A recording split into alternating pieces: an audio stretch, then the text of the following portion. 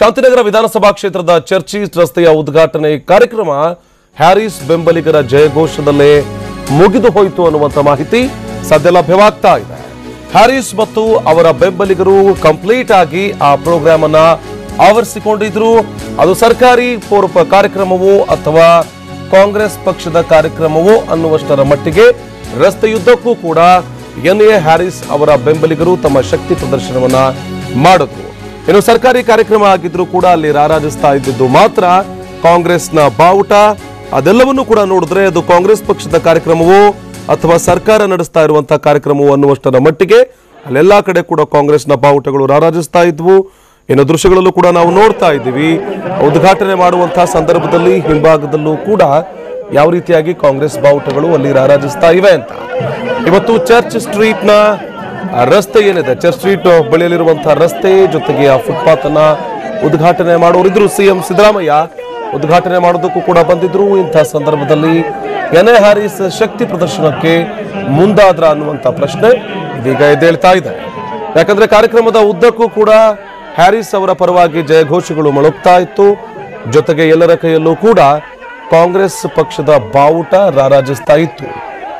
ಸದ್ಯ ಇದು ಕಾಂಗ್ರೆಸ್ ಪಕ್ಷದ ಕಾರ್ಯಕ್ರಮವೋ ಅಥವಾ ಸರ್ಕಾರಿ ಕಾರ್ಯಕ್ರಮವೋ ಅನ್ನುವಂಥ ಕನ್ಫ್ಯೂಷನ್ ಕ್ರಿಯೇಟ್ ಆಗುವಷ್ಟರ ಮಟ್ಟಿಗೆ ರಸ್ತೆಯ ಇಕ್ಕೆಲಗಳಲ್ಲಿ ಕಾರ್ಯಕರ್ತರು ತುಂಬಿಕೊಂಡಿದ್ರು. ಜೊತೆಗೆ ಅವರೆಲ್ಲರ ಕೈಯಲ್ಲೂ ಕೂಡ ಕಾಂಗ್ರೆಸ್ನ ಬಾವುಟಗಳಿತ್ತು. ಇದು ಶಾಂತಿನಗರದ ಚರ್ಚ್ ಸ್ಟ್ರೀಟ್ ಬಳಿಯಲ್ಲಿ ಕಂಡು ಬರ್ತಾ ಇರುವಂತಹ ದೃಶ್ಯ. ಇದು ಎಲ್ಲರ ಕೈಯಲ್ಲೂ ಕೂಡ ಕಾಂಗ್ರೆಸ್ನ ಬಾವುಟಗಳಿದೆ. ಕಾರ್ಯಕರ್ತರು ಜಯಘೋಷಗಳನ್ನ ಹಾಕ್ತಾ ಇದ್ದಾರೆ. ಇವೆಲ್ಲವನ್ನ ಕೂಡ ನೋಡಿದ್ರೆ ನಿಜವಾಗಿಯೂ ಕೂಡ ಇದು ಸರ್ಕಾರದ ಕಾರ್ಯಕ್ರಮ. ಯಾಕಂದ್ರೆ ನಡೀತಾ ಇರೋದು ಸರ್ಕಾರಿ ಕಾರ್ಯಕ್ರಮ, ಆದರೆ ಕಂಪ್ಲೀಟ್ ಆಗಿ ಕಾಂಗ್ರೆಸ್ನ ಕಾರ್ಯಕರ್ತರು ಅದನ್ನು ಆವರಿಸಿಕೊಂಡಿದ್ರು. ಕಾಂಗ್ರೆಸ್ನ ಬಾವುಟಗಳು ಆ ಇಡೀ ಕಾರ್ಯಕ್ರಮವನ್ನ ಆವರಿಸಿರುವುದು ಸದ್ಯ ದೃಶ್ಯಗಳನ್ನು ಕೂಡ ಕನ್ಫರ್ಮ್ ಆಗ್ತಾ ಇದೆ.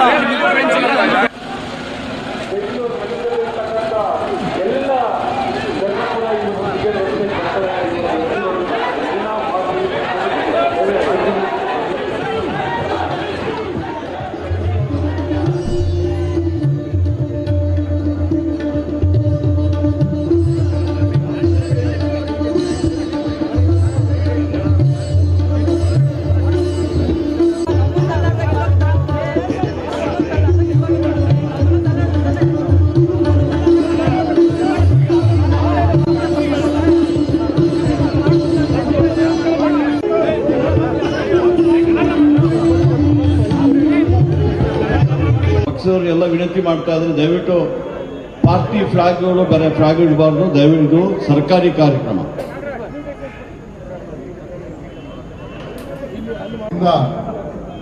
ಇವತ್ತಿನ ದಿನ ಚರ್ಚ್ ಸ್ಟ್ರೀಟ್ಗೆ ಒಂದು ವಿನೂತನ ಶೈಲಿಯಾದಂತಹ ಒಂದು ಹೊಸ ಮಾದರಿಯ ಒಂದು ಅಭಿವೃದ್ಧಿ ಆಗಿದೆ.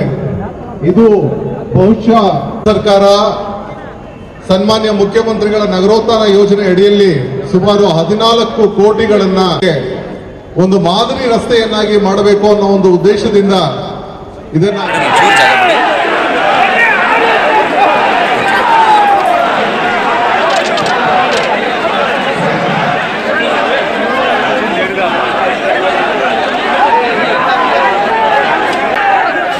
ಈ ಬಗ್ಗೆ ಮಾಹಿತಿಯನ್ನು ಕೊಡೋದಕ್ಕೆ ನಮ್ಮ ಪ್ರತಿನಿಧಿ ಜಗದೀಶ್ ಖಾಶಂಪುರ್ ದೂರವಾಣಿ ಸಂಪರ್ಕದಲ್ಲಿ ಜಾಯ್ನ್ ಆಗಿದ್ದಾರೆ. ಜಗದೀಶ್, ಶಕ್ತಿ ಪ್ರದರ್ಶನದ ಕೇಂದ್ರವಾಗಿತ್ತು ಚರ್ಚ್ ಸ್ಟ್ರೀಟ್. ಯಾಕಂದ್ರೆ ಕಂಪ್ಲೀಟ್ ಆಗಿ ಬಾವುಟಗಳೇ ಇದ್ವು. ಕಾಂಗ್ರೆಸ್ನ ಕಾರ್ಯಕರ್ತರು ಜಯಘೋಷಗಳನ್ನ ಹಾಕ್ತಾ ಇದ್ರು. ನಿಜವಾಗ್ಲೂ ಕೂಡ ಇದು ಸರ್ಕಾರಿ ಕಾರ್ಯಕ್ರಮವೋ ಅಥವಾ ಕಾಂಗ್ರೆಸ್ನ ಕಾರ್ಯಕ್ರಮ ಅನ್ನುವಂತ ಕನ್ಫ್ಯೂಷನ್ ಕೂಡ ಕ್ರಿಯೇಟ್ ಆಗ್ತಾ ಇತ್ತಲ್ವಾ ಜಗದೀಶ್? ಹೌದು ಆನಂದ್ ಮುರಳಿ, ಇವತ್ತು ಏನಂದ್ರೆ ಚರ್ಚ್ ಸ್ಟ್ರೀಟ್ ನ ಏನಂದ್ರೆ ಉದ್ಘಾಟನಾ ಕಾರ್ಯಕ್ರಮ ಇರುತ್ತೆ. ಆ ಉದ್ಘಾಟನಾ ಕಾರ್ಯಕ್ರಮಕ್ಕೆ ಸ್ವತಃ ಸಿಎಂ ಸಿದ್ದರಾಮಯ್ಯನವರೇ ಬಂದಿರ್ತಾರೆ. ಸಿಎಂ ಸಿದ್ದರಾಮಯ್ಯನವರು ಬಂದಿರತಕ್ಕಂತಹ ಸಂದರ್ಭದಲ್ಲಿ ರಸ್ತೆಯುದ್ದಕ್ಕೂ ಫುಲ್ ಏನಂತಂದ್ರೆ ಕಾಂಗ್ರೆಸ್ ಬಾವುಟಗಳ ಪ್ರದರ್ಶನ ಆಗುತ್ತೆ. ಒಂದು ರೀತಿಯಲ್ಲಿ ನೋಡ್ತಾ ಹೋದ್ರೆ ಅದು ಕಾಂಗ್ರೆಸ್ ಕಾರ್ಯಕರ್ತರ ಸಮಾರಂಭನ ಅಥವಾ ಏನಂದ್ರೆ ಸರ್ಕಾರಿ ಕಾರ್ಯಕ್ರಮನ ಅನ್ನೋ ಮಟ್ಟಕ್ಕೆ ಏನಂದ್ರೆ ಒಂದು ರೀತಿಯಲ್ಲಿ ಸಿಎಂ ಸಿದ್ದರಾಮಯ್ಯನವರೇ ಅಲ್ಲಿನ ಅಧಿಕಾರಿ ಕೇಳ್ತಾರೆ. ಕೊನೆಗೇನಂದ್ರೆ ಸಿಎಂ ಸಿದ್ದರಾಮಯ್ಯನವರು ಆ ಚರ್ಚ್ ಸ್ಟ್ರೀಟ್ ನ ಉದ್ಘಾಟನೆ ಮಾತ್ರ ಮಾಡಿ ವೇದಿಕೆಗೂ ಸಹಿತ ತೆರಳದೆ ಅವ್ರು ಏನಂತಂದ್ರೆ ಮುಂದಿನ ಕಾರ್ಯಕ್ರಮಕ್ಕೆ ಸಿಎಂ ಸಿದ್ದರಾಮಯ್ಯ ತೆರಳ್ತಾರೆ.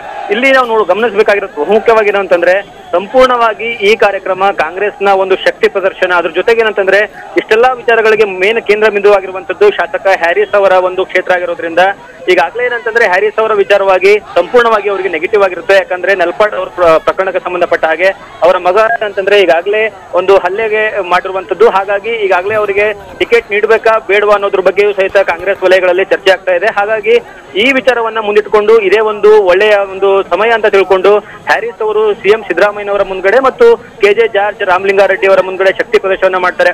ಈ ಶಕ್ತಿ ಪ್ರದರ್ಶನದಲ್ಲಿ ಸಂಪೂರ್ಣವಾಗಿ ಕಾಂಗ್ರೆಸ್ ಬಾವುಟಗಳನ್ನ ಹಾರಿಸಿಕೊಳ್ಳೋದ್ರ ಮುಖಾಂತರವಾಗಿ ಸಿಎಂ ಸಿದ್ದರಾಮಯ್ಯ ಮತ್ತು ಹ್ಯಾರಿಸ್ ಅವರ ಹೆಸರುಗಳ ಮುಖಾಂತರವಾಗಿ ಜೈಘೋಷವನ್ನ ಕೂಗುವಂತದ್ದು. ಹಾಗಾಗಿ ಇಲ್ಲಿ ಒಂದು ರೀತಿಯಲ್ಲಿ ಅಂದ್ರೆ ಸಂಪೂರ್ಣವಾಗಿ ಕಾಂಗ್ರೆಸ್ನ ಕಾರ್ಯಕ್ರಮ ಅನ್ನೋ ಮೆಟ್ಟಿಗೆ ಅಂತಂದ್ರೆ ಬಿಂಬಿಸಲಾಗಿದೆ ಅಂತ ಹೇಳ್ಬೋದಾಗಿದೆ. ಆನಂದ್ ಮುರಳಿ. ಓಕೆ, ಧನ್ಯವಾದ ಜಗದೀಶ್ ಮಾಹಿತಿಗಾಗಿ.